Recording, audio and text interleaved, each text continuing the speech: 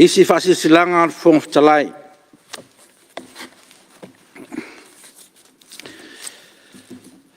Bol silfia pal mene. Wo tauri mai na nei se faitionga tustusia o le upula vale o lo tono tato tula fon tu mau. E a fiai se mata upu tau tulanga alo ia ma mi o tau loa e pei o na ia e tula fono tu mau tasi fitu valu pui pui tasi.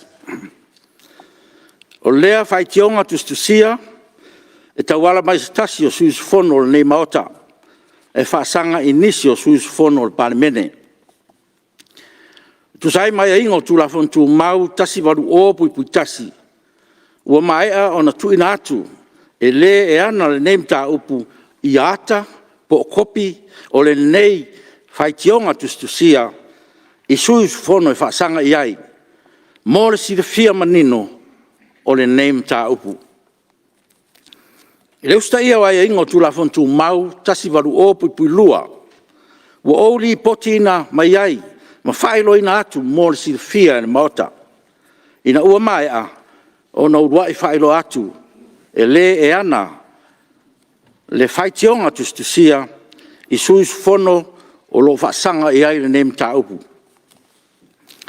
Tu sai tulanga alo ia o to finga faasui malu le maota. O le alem fai ona o failo ina atu i le nei tai au ia suafa o sui fono o a fia i le nei mta upu. Ona e tatau ona whaamaliaina le tula fono tu mau tasi fitu valu pui pui lua. I le maea ilo ina ai lea e le fofonga fitalai le winga o le faitionga pe wa fia ai tulanga alo ia o le pale mene i le mta upu tu ina mai. O lea o te polo ina ai sui mamalu o lo faasanga i aina nei faitionga. Ina ia tu ina mai tali tustusia i le faitionga o tauri maina. Ia le siria le tula e faa i le afiafia la songofua lua o me lua o lua mo le ilo i longa al fonga fitalai. O le aso lua tolu o me lua o lua o le afa asia sila alo ia i lumo le nei pale mene le faa i unga al fonga fitalai pe ua fia ai tulanga alo ia al pale mene i le nei mta upu.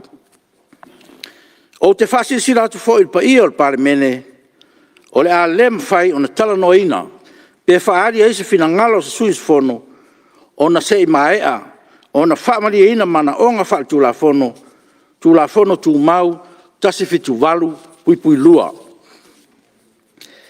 Afa pewa eise fisilingia o tulanga alo ia e tu sai o na mta upu o tuina mai e ao lava o na whaamali ina ma whaatino mana o nga wha tula fono o tula fono tu mau o maota tasi valu tasi. Whapea foi tula fono tu mau tasi fitu fitu. O le fasi silanga lea nganga wha alo mo le silfia maota.